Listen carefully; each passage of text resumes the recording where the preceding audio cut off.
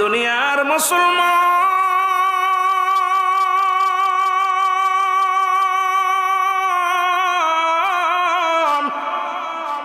এ জীবন জীবন নয়, এমন একটা জীবন আসবে যে দেশে গেলে মানুষের বিচার হয়, যে দেশে গেলে মানুষের হিসাব হয়, যে দেশে গেলে মানুষ আর কোনোদিন ফিরে আসে না।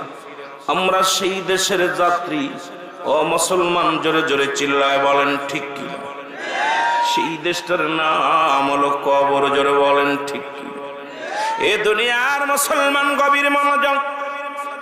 জান্নাতের বাগানের দিকে বান্দা যখন রওনা হয়ে যায় গো,